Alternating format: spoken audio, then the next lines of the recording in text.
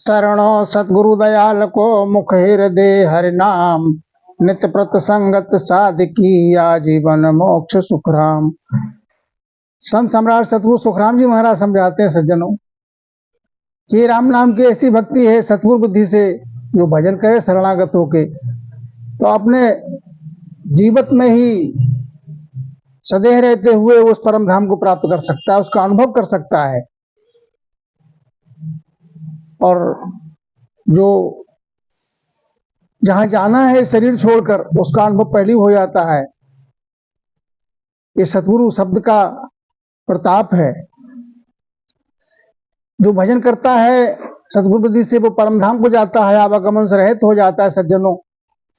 और जो प्रभु की भक्ति नहीं करता है तो उसके लिए कहा है कि भक्ति बिसारी राम की मानव देही पाए, पछतासी सुख राम के लख 84 माए। सज्जनों जिन्होंने भक्ति को विसार दिया, संसार के विषय विकारों में ही अपना जीवन गंवा दिया तो उसके लिए पछताना पड़ेगा। और पछतावा तो घना ही करते हैं हर लोक वाले, जितने तीनों लोक के वासी पछतावा करते हैं भजन सिमरन न करने से। मृत लोक में मानवी, देवलोक में देव, सुखिया सब पिछतावसी, भूला हरि की से। मृत लोक में उस मानव को पछताना पड़ेगा सज्जनों जिसने भजन नहीं किया राम नाम का। देवलोक में देवता इसी बात का पछतावा करते हैं। पछतावा करते हैं तो प्रभु से पुकार करते हैं मृतलोक में मानव का जीव जो है। और देवलोक में जब दान पुण्य करके देवलोक में पहुंच गए तो वो भी पछतावा करते हैं देवगण। क्या कहते हैं? अहो प्रभु मानव तन दीजय, भरत खंड के माही, केवल भक्ति करा संत सेवा, और करा कछु नाही। हे प्रभु हमको मानव का तन दे दो, प्रभु की भक्ति करेंगे और कुछ नहीं करेंगे। मानव का तन का अवसर हमें मिला था, लेकिन दान पुण्य सेवा पूजा जब तब करने में लगे रहे और दान पुण्य करके स्वर्गलोक में आ गए। स्वर्गलोक का सुख थोड़े समय का है, जितना सुकृति यहाँ करके गए उसके बाद फिर 84 में डाल दिया जाएगा। 84 का दुख घना है सज्जनों। जो जीव तो 84 गर्भवास का दुख भोग के आया है, 84 में गर्भवास का दुख भोगने के बाद जब आता है संसार में तो भूल जाता है। लेकिन सज्जनों संतों ने याद दिलाया है, लख 84 खत्म हुई ना, बीत कलप जुग 4 गए, नाक में दम हो गई करें क्या, मरते मरते हार गए। लख 84 का घना समय लगता है, लख 84 का फेरा में।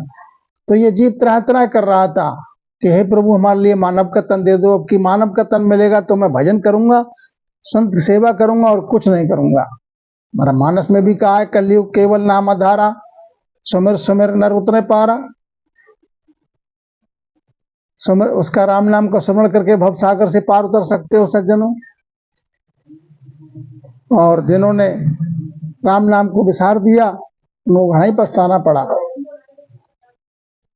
मानव का तन मिलने के बाद संसार इधर उधर के कसेबा पूजा जग गिरे दया धर्म ये 4, ये फल से संसार में आगे नहीं विचार। सेवा करे, पूजा करे, जग करे, व्रत करे, तीर्थ स्नान करे तो इनका फल मिलता है सज्जनों। जीव को मोक्ष नहीं मिलता है। फल पावे पदवी मिले, गर्भ न छूटे कोई। फल मिल जाएगा, पदवी मिल जाएगी, गर्भ नहीं छूटेगा। गर्भ छूटने के लिए तो सतगुरु बुद्धि से जो राम नाम का भजन करे वही पार हो सकता है। तो सज्जनों सतगुरु बुद्धि से शरणागत होकर जो भजन करे तो परम धाम को जीवित अवस्था में प्राप्त हो जाता है। देवलोक के देवता भी इसी बात का पछतावा करते हैं कि हमारे लिए मानव का तन मिला तो हमने भजन नहीं किया। और राम नाम का प्रताप ऐसा है सज्जनों, एक दृष्टांत आता है। तुलसीदास जी काशी घाट में बैठे हुए थे साधना में अपनी, एक नवयुवक जोड़े का जो है विछड़न हो गया। सेठ का लड़का था, नई शादी होकर आई थी, कुछ दिनों के बाद उसका देह का प्राणांत हो गया। उस समय सती प्रथा चलती थी सज्जनों। सती प्रथा में 16 श्रृंगार करके जाते थे, तो आगे आगे वो जा रहा था, पीछे पीछे और सब जा रहे थे, परिवार कुटुंब के, और उसकी पत्नी भी 16 श्रृंगार करके जा रही थी। तो मन में रास्ते में तुलसीदास जी को जब देखा तो मन में विचार आया कि महात्मा हैं, इनका आशीर्वाद ले लिया, इनको प्रणाम कर लिया जाए। प्रणाम करने के लिए उनके पास पहुंची तो सज्जनों तुलसीदास जी ने सौभाग्यवती होने का आशीष दिया, चूड़ा अमर रहे। तो वो जो सती होने के लिए जा रही थी पत्नी, बोली महाराज आपका वचन, आपने आशीष दिया है कि सौभाग्यवती होने का चूड़ा अमर रहे, कैसे सफल होगा? मेरे तो पति देह का प्राणांत हो चुका है, अब वो उनके लिए शमशान में लोग लेके जा रहे हैं, मैं भी सती होने जा रही हूं, तो आपके इस आशीष का क्या होगा? ये तो निर्फल हो गया। तुलसीदास जी ने विचार किया कि अरे ये मैंने क्या बोल दिया। उनसे सबसे कहा कि जो अर्थी लेकर जा रहे हो उसके लिए रोक दो, नीचे उतार लो, सब लोग बैठ जाओ और राम नाम का भजन करो। सबके लिए राम नाम का भजन करने के लिए लगा दिया, उस स्त्री को भी, और स्वयं साधना में लीन होकर और प्रभु से करुणा की कि हे प्रभु, अब मेरे मुख से जो भी निकला है, तो संत का वचन जो मुख से निकला है हरि का है, हरि, आगे फिर इस राम नाम पे विश्वास कौन करेगा? अब इस लाज, ये नाम की लाज आपके हाथ है प्रभु। तो संत वचन पलटता नहीं है। हरि गुरु एक जानो साधो, हरि गुरु द्वेमा जानो साधो, हरि गुरु द्वेमा जानो है, हरि गुरु एक ही हैं। संत में हरि ऐसे बसते हैं जैसे बादल में मेह। तुलसीदास की विनती को स्वीकार, उनकी करुणा की, प्रभु ने स्वीकार किया, और जो अर्थी थी उसमें शरीर हिलने लगा, जीवित हो गया। तो सज्जनों देखो, ये राम नाम का पराक्रम है, राम नाम का प्रताप है। राम नाम के प्रताप से सज्जनों जो मृतक जीव जीवित हो सकता है, तो अपन तो सदेह सजीव ब्रह्म है। अपन जो राम राम करेंगे तो क्यों नहीं उद्धार होगा, क्यों नहीं भव से पार होंगे। तुलसीदास का ही एक देखो दृष्टांत आता है कि एक ब्राह्मण के लिए काशी में गऊ की हत्या लग गई थी। काशी वासियों ने उनके लिए अपने बिरादर से उनको बाहर कर दिया कि तुमको गऊ हत्या लग गई है, तुम पूरे नगर में भिक्षा मांगो और ये अपने मुख से कहो कि गऊ हत्यारा आया है, भिक्षा में देही। अपने मुख से स्वीकार करने से पाप हल्का हो जाता है। पूरे नगर में इस तरीके से भिक्षाटन करोगे, फिर हम तुमको अपने न्यात में शामिल कर लेंगे। अगले दिन सुबह वो ब्राह्मण भिक्षा लेने के वास्ते निकला घर से अपने, तो सबसे पहले तुलसीदास जी के कुटिया पे पहुंचा। इत्तेफाक ऐसा हुआ कि तुलसीदास के ही यहाँ से सबसे प्रथम बार पहुंचा और कहा भिक्षाम देही, गौ हत्यारा आया है, गौ हत्या का पाप लगा है, भिक्षाम देही। बोला राम महाराज। सबसे पहले तो राम महाराज बोला था। तुलसीदास जी बाहर आए, बोले क्या बात है? उन्होंने राम महाराज जो क्या था उसका अभिवादन स्वीकार किया कि राम महाराज। अब बोलो क्या बात है? बोले भिक्षाम देही, गौ हत्या का पाप लगा है। ब्राह्मणों ने कहा भिक्षाटन करके आओ पूरे नगर में, अपना पाप स्वीकार करो, तब न्यात में शामिल करेंगे। पूरे नगर में भिक्षा लेने जाना है। तुलसीदास जी ने कहा कि एक बार जो राम कहे उसको भवसागर से पार करने से कोई रोक नहीं सकता और सारे पाप मुक्त हो जाते हैं।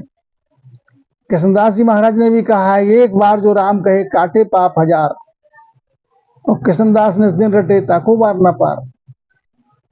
सज्जनों, तुलसीदास जी ने कहा अब तुमको कोई हत्या नहीं, आओ राम महाराज, तुमने राम नाम का नाम लिया, अब तुम मुक्त हो गए पाप से, अब कोई पाप नहीं रहा, आओ तुमको न्यात में हम शामिल करते हैं, हमारे साथ में भोजन करो।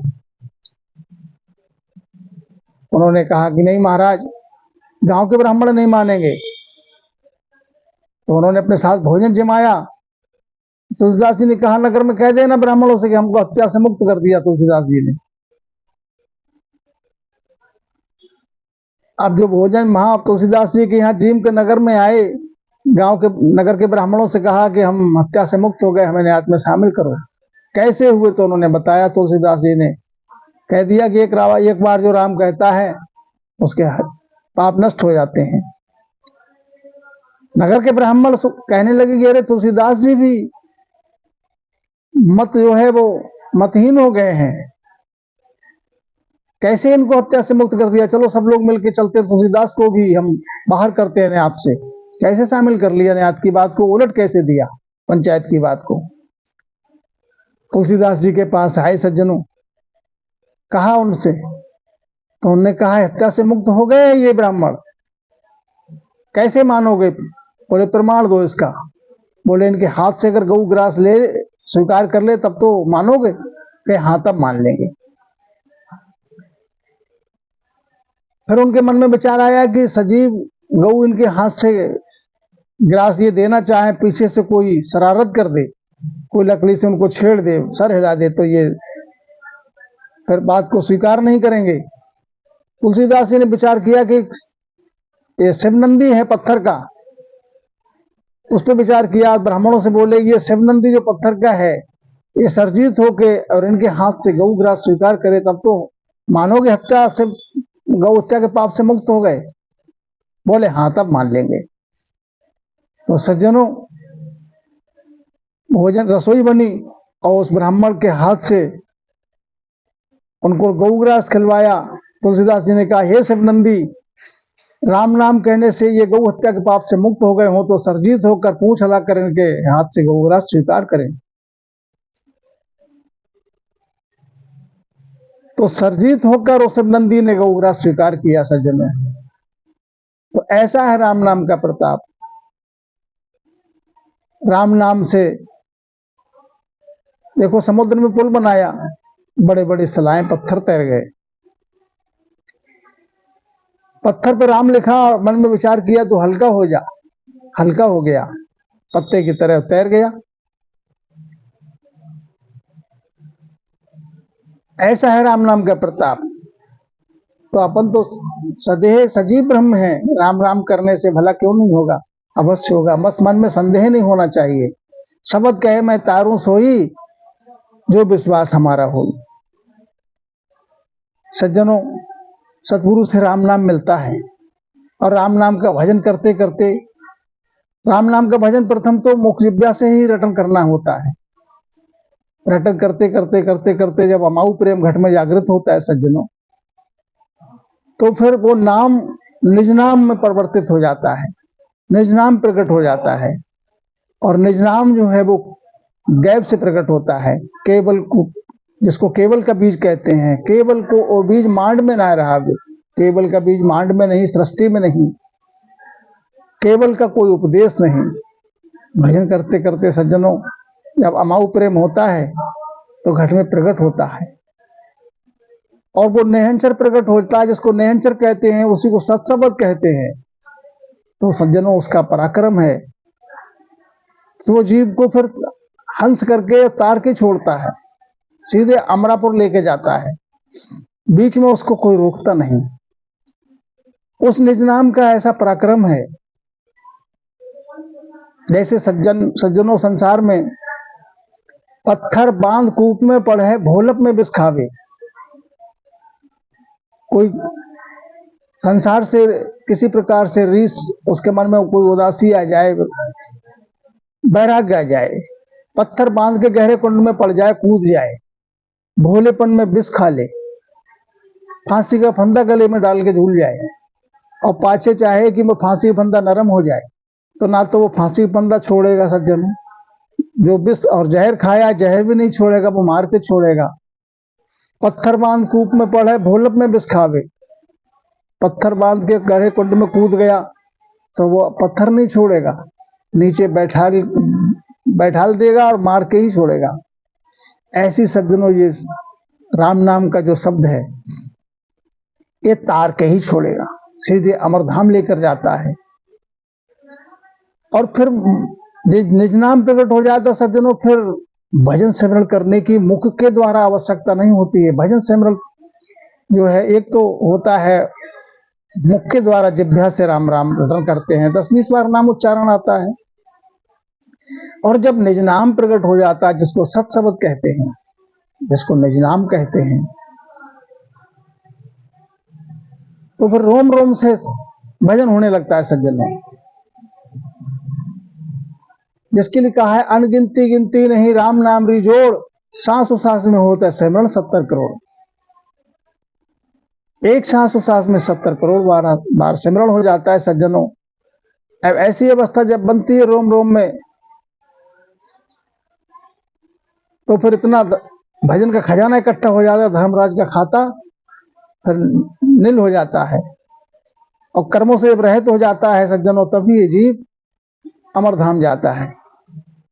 जिसके लिए तुलसीदास जी ने भी कहा है मानस में कि पाप पुण्य दोनों कर नासा, जब पावे मेरे पुरवासा। ये भगवत वचन है सज्जनों कि जब तक तेरे पास कोई पाप या पुण्य कोई शेष कर्म रहता है, तब तक तेरे लिए उस कर्म का भोग लेने के लिए संसार में जाना पड़ेगा। संसार में 2 ही कर्म है, या तो पाप करेगा या पुण्य करेगा। और कर्म जो कोई भी है उसका भोग लेने के लिए संसार में आना पड़ेगा। संसार में आने के लिए सज्जनों, गर्भवास में आने के लिए दोनों को एक ही कष्ट है, एक ही रास्ता है आने का, चाहे कोई शुभकर्मी है या पापकर्मी है, माने कोई पापाचारी है या कोई धर्माचारी है। गर्भवास में आने का जो जठराग्नि का कष्ट ताप है वो दोनों को एक समान है। संसार में आने के बाद सज्जनों फिर कर्माधीन हो जाता है, भोग न्यारा न्यारा अलग हो जाता है। तो इनसे दान पुण्य से माना ये कर्म जो है कोई करे, हम सोचे प्राणी सोचे कि हम पाप कर्म ना करें, धर्माचार करें, दान पुण्य करें, तप तीर्थ करें, व्रत इत्यादि करें, आवागमन से मुक्त नहीं हो सकते। इसका फल मिलेगा, पदवी मिलेगी, निर्फल तो नहीं है, लेकिन आवागमन से रहित होने के लिए सज्जनों राम नाम का भजन सिमरण करना पड़ेगा, और कोई उपाय है नहीं। तो राम नाम का भजन करो सज्जनों, और अपने प्राण के लिए आवागमन से रहित करके, इसके जठराग्नि की ताप से रहित करके और परम धाम के वासी हो जाओ। जठराग्नि ताप बहुत घनी करारी है। 9 महीने सर नीचे पैर उल्टा, पैर ऊपर रहते हैं, सर नीचे रहता है, मुंडा मलमूत्र में रहता है, घना कष्ट होता है सज्जनों। तो उस ताप से बचने के लिए जो राम नाम का भजन किया था, अब निज नाम घट में जो प्रकट हुआ, अब भजन करने की आवश्यकता नहीं रहती। फिर अवस्था ये हो जाती है कि मेरा हरि मोकू भजे मैं पाऊं विश्राम। फिर स्वतः भजन चलता है। जैसे पतंग को उड़ाते हैं तो डोरी हाथ में लेकर उसके हाथ से उसको हिलाना पड़ता है। जब वो अपने बेग में पहुंच जाती है, ऊपर उड़ने लगती है, तो फिर हाथ चलाने की जरूरत नहीं रहती है, वो अपने स्वतः उड़ती है, फिर हो जाती है। पक्षी के लिए उड़ान भरने के लिए पंख चलाना पड़ते हैं, ऊपर जब ज्यादा पहुंच जाता है फिर पर नहीं चलाने पड़ते हैं, वो अपने बेग में उड़ान भरता है। ऐसे ही सज्जनों इस राम नाम का रटन करने से जब निज नाम की जागृति होती है, तो सज्जनों ऐसी अवस्था आ जाती है जैसे गर्भवती माँ, पेट में उसके गर्भ ठहर है, माँ के पेट में गर्भ ठहर गया, तो वो संसार का कोई भी काम करे उसको भोग, अब उस भोग क्रिया करने से तो गर्भ ठहरा, लेकिन अब उसको भोग क्रिया करने की आवश्यकता नहीं है। अब संसार का कोई भी काम करे, उदर पूर्ति उसकी होती रहती, उदर में जीव जो है पलता रहता है।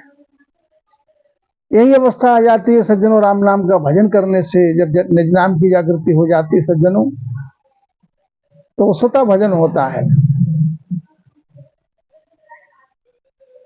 माला फेरू ना हर जपो मुख से कहूं न राम, मेरा हरिमो को भजे मैं पाऊं विश्राम।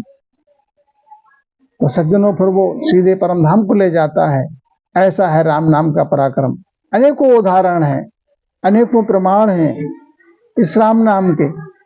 आद अनाद से राम नाम की भक्ति के लिए सज्जनों चली आ रही, आज की नई नहीं है। राम नाम पंथ ठेठ से है, और इसके लिए जो बात का कहे तो वो उसको अल्प ज्ञान है, बुद्धि कम है उसकी। तो इस प्रकार से सज्जनों राम नाम का भजन करो, आवागमन से रहित होकर परम धाम के लिए सिलाओ। बोलो राम जी राम, राम महाराज, राम राम शाह।